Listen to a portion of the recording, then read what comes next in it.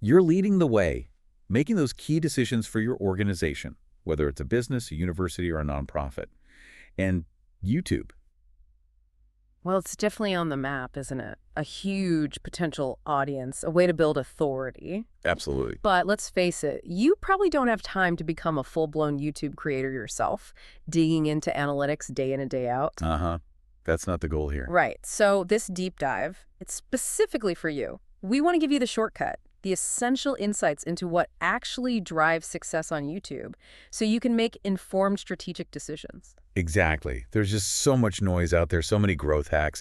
Our goal is to filter that down, to the core things you need to understand to use YouTube effectively Yeah. for your organization's goals. Reaching people, building that authority, connecting. Yes.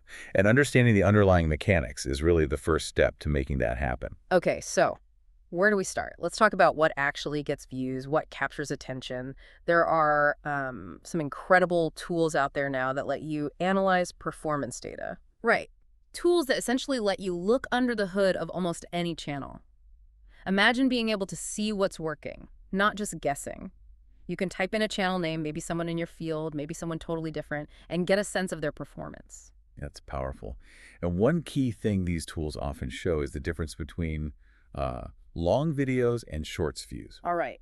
That's a really critical distinction, actually. 1 million views on shorts means something very different strategically than 1 million views on, say, a 20-minute video. How so? Well, it tells you about the type of engagement, the potential depth of connection. Are people snacking on quick content, or are they investing time?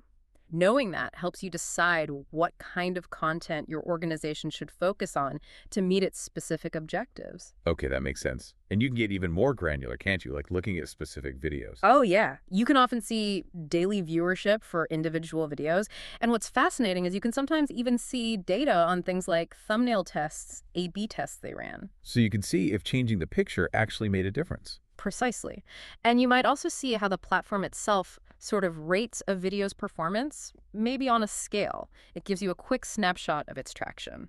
Wow. So for almost any video, you can get clues about why it succeeded or maybe why it didn't, and how much that initial visual hook mattered. It's incredibly valuable insight. Seeing those thumbnail experiments means you can learn what attracts clicks for others without having to run endless tests yourself right at the start. That ranking, it's a benchmark. It helps you calibrate your expectations and understand what the platform itself seems to favor. Mm-hmm. What about finding other channels? Is there help with that? Yes, often there's a feature that suggests similar channels, and it's not just direct competitors. So it could be potential partners or just inspiration. Exactly. It looks at content, titles, and suggests channels doing comparable things. If you're a university looking for collaborators in a related field or a business exploring partnerships, it's a discovery tool. They could save a lot of manual searching. Definitely. But you also often find charts showing like top videos or channels by subscribers gained or views, sometimes broken down by day, week, month. So you can see what's consistently popular versus what's just having a moment. Precisely. It helps you spot those broader trends, the enduring themes, versus the flavor of the week. And I gather there are even browser extensions now.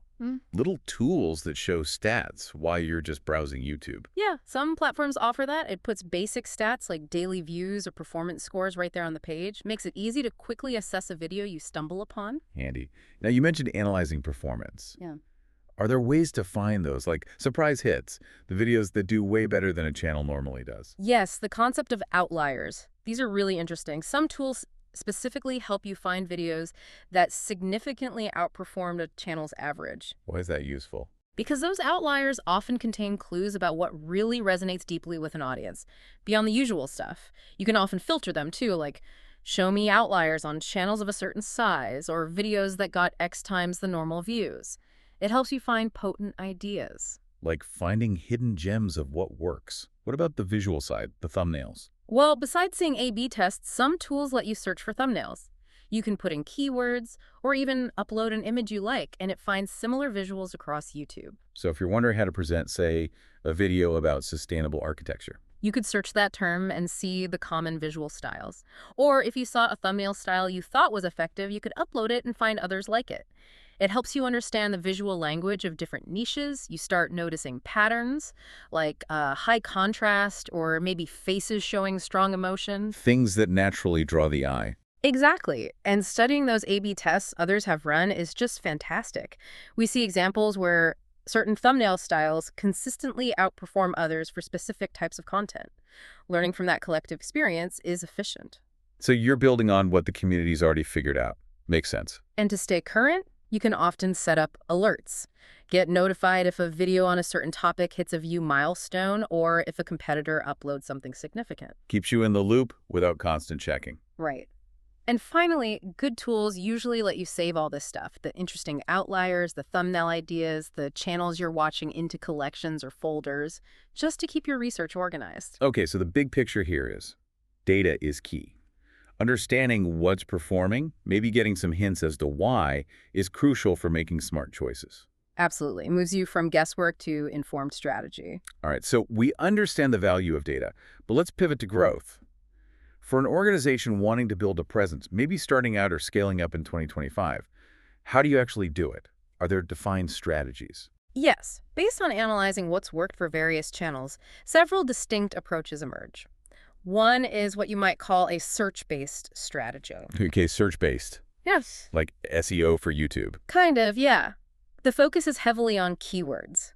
You use research tools to find topics people are actively searching for, but where the competition isn't overwhelming. Finding those gaps. Exactly. Then you create solid content around those keywords, optimize your titles and thumbnails for search, and post consistently maybe once a week to start. So it's methodical. What's the payoff? It tends to be slower, steadier growth, but you attract viewers who are specifically looking for what you offer. This can be great for building a targeted audience that might be interested in, say, your university's programs or your nonprofit's cause. You might even be able to connect them to other things like an email list or digital resources fairly early on. Okay, methodical, search-focused. What's another way? Another approach shifts the focus from keywords to the viewer. Call it the viewer avatar focus strategy. Avatar, like an ideal person. Precisely. You deeply define your ideal viewer demographic, sure, but also their challenges, their interests, their values, their pain points. What keeps them up at night? What are they passionate about? Yeah. Then you create content specifically for that person. You look for gaps in what's available for them. The goal is content they find super relevant, super clickable, super watchable, and you watch metrics like returning viewers very closely. Because that shows if you're truly connecting with that specific group. Exactly. It's about building a loyal community around that shared identity or need. If you nail the avatar and find a real content gap, growth can actually be quite fast and potentially highly monetizable or impactful for organizational goals because the connection is strong. It demands real empathy, though. I can see how a university could use that to target prospective students for a specific program, really understanding their anxieties and aspirations. Perfect example. Okay, strategy 3 is quite different. It's the high effort, high reward, viral, one-hit wonder strategy. Uh-oh, sounds risky. It is. This involves pouring a lot of resources, time, creativity, maybe budget, into creating one, maybe two, absolutely exceptional videos designed for broad mass appeal. Think unique concept, amazing production, maybe humor, strong personality. Going for that single breakout hit. Right. Aiming for something that cuts through the noise and gets shared widely. If it works, growth can be explosive almost overnight. What if it doesn't? You've spent a lot for potentially little return. And even if it does go viral, you have to figure out how to keep that audience engaged afterwards. But for an organization wanting to make a sudden big splash, it's an option, a calculated gamble. Okay, high risk, high reward. What else? A more, let's say, organic approach is the high-quality, passion-driven content strategy. This is more sustainable. It often is. Here, you focus on topics you or your organization are genuinely passionate about and knowledgeable in. The key is a commitment to constantly improving quality, better scripting, better visuals, better editing, and posting pretty regularly. So it's about the craft and the subject matter. Yeah. It's great for learning, honing your skills, and building an audience that appreciates your specific expertise or perspective. Growth might be slower than the viral strategy, but you're building a solid foundation and likely a more engaged community over time. Think of a university professor sharing their research insights. Right, building authority steadily. Hmm. Are there strategies focused more on shorts, Definitely. There's a viral kids-focused shorts strategy. This is pretty specific, creating short, easily digestible videos, often based on format already popular with younger audiences. High energy, quick cuts, that sort of thing. Often, yes. And heavy use of calls to action subscribe, like watch again. Growth in subscriber numbers can be incredibly rapid. Right. But the audience might be less engaged in the long term, maybe less aligned with the deeper goals of a complex organization. The scope of content you can create might feel limited. It really depends if that massive, perhaps less deeply connected audience serves your purpose. Got it. Any other notable strategies? A couple more. Authority hacking. This is where you create content about other popular creators, figures, or trending topics. Riding their coattails, essentially. A bit, yes. You tap into their existing audience's interest. The challenge is making your video engaging enough that people stick around or subscribe to you, not just click because of the famous name in the title. The risk is relying on someone else's fame. Exactly. And sometimes you might need unconventional tactics initially to get noticed within that larger conversation. Then there's a variation, sometimes seen with live streams, trying to break a record like most subscribers gained in 24 hours, often with a catchy title. Like a stunt.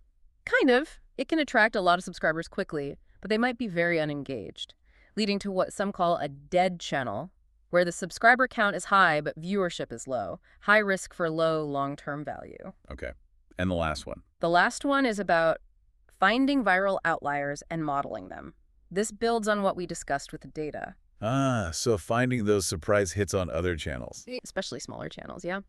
You identify a video that really took off unexpectedly for them. You analyze why, the topic, the format, the angle, the editing style.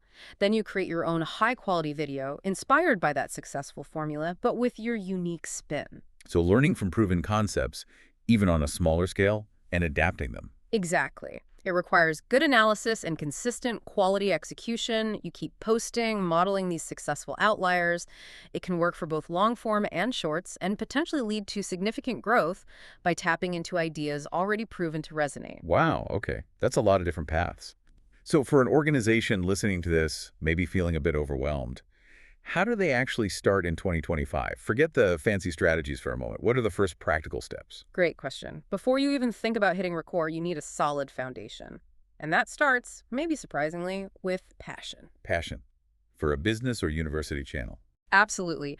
You or the team creating the content need to choose a niche, a subject area that you genuinely find interesting and will enjoy talking about week after week, month after month. Because it's a marathon, not a sprint. Precisely. Ask yourselves, what topics do we love discussing? What knowledge are we excited to share? That genuine interest fuels consistency and helps you push through challenges. If it feels like a chore, it probably won't last. Okay, find the passion. Step 1.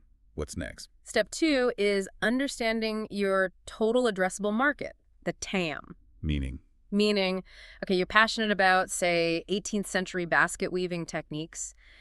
Is there a large enough audience interested in that to meet your organization's goals on YouTube? Balancing passion with potential reach. Exactly. You need to verify there's a sufficient audience size for your chosen niche. Compare, vegan desserts versus vintage typewriter repair. Both have passionate communities, but the potential audience size is vastly different. It's about finding that sweet spot. Passion needs practicality. Got it. Then what? Then you need your point of difference. What makes your channel unique? In a sea of content, why should someone watch you? What's your unique selling proposition, basically? Yeah. What unique knowledge, experience, perspective, or even style can you bring? Maybe it's incredible storytelling, super high-quality visuals, access to unique experts, or remixing ideas in a fresh way. What's missing in your niche that you can provide? Define your edge. Okay, passion, market, difference. What else is foundational? Deeply understanding your audience. We touched on this with the avatar strategy, but it's fundamental for any approach. Create that profile. Who are they? Age, interests, sure, but critically. What are their pain points? What problems can you help solve? What aspirations do you connect with? So the content directly addresses their needs and desires. Yes, content should feel like it's made for them. For a business, what keeps your ideal customer up at night? For a nonprofit, what motivates your ideal supporter? Okay, know your audience inside out, then look outwards. Exactly. Study your competition. Identify who's already successful in your space. Analyze their content. What formats work for them? What topics do they cover? Importantly, what are they not doing? Where are the gaps? Don't just copy. but learn and find opportunities. Right, and use those tools we talked about. Find their outlier videos, their biggest hits, even on smaller channels. If you're launching a channel about electric vehicles, for instance, don't just look at Tesla's channel. Look at smaller channels. Maybe one had a surprise hit about maintenance costs, while another did well with an epic road trip format. That gives you specific content ideas. Smart. Okay, so we've done our homework. Now what? Now you need to set realistic goals. This is crucial for momentum and avoiding burnout. Break it down. How so? Think 30 days, 90 days, 6 months, 1 year. What's achievable? Maybe in 90 days, the goal is publish 12 videos, get 100 subscribers, reach 400 hours of watch time. Something concrete. Manageable steps. Yes. And crucially, set a deadline for publishing your first video. Define how much time you can realistically commit each week. Maybe start with just a few hours, aiming for 10, 15 eventually if possible. Don't try to upload daily right away. Maybe once a week is realistic to start. Focus on learning the process first. Quality over quantity, especially early on. Well, consistency first, then focus on improving quality, get the reps in. Makes sense. Build the habit. Which leads to the next point. Streamline your production. Figure out a routine. When will you script, record, edit, upload? Having a consistent workflow makes it less daunting and helps prevent it from falling by the wayside. Systemize it. And the final, perhaps most vital step. Let me guess. Just do it. Basically, yes. Take immediate action. All this knowledge is great, but it means nothing without action. So make a task list. What one thing related to this can you do in the next 24 hours? What 3 things can you do in the next 7 days? Turn learning into doing. Exactly. Maybe it's just finalize the niche. Pick the first video topic. Set up a corner for recording. Create a draft thumbnail. Whatever it is, take tangible steps now. Okay, so bringing it all together, success on YouTube for an organization in 2025, it's not really about getting lucky or finding some secret trick. Not at all. It's about understanding the dynamics, using the available data to make informed choices, and picking a strategy or combination of strategies that genuinely aligns with your organization's goals, resources, and the audience you want to serve. There's no single magic bullet. No, but these insights, these frameworks we've discussed, they give you a really solid foundation for making those informed decisions. Understanding viewer behavior, knowing the different growth paths, having a practical launch plan that significantly boosts your chances of success. So you've heard the landscape. Now, maybe think about this. What's the very first data point you'd want to investigate for your own organization's potential YouTube channel?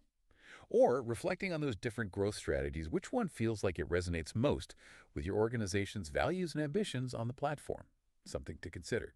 That's our deep dive for today.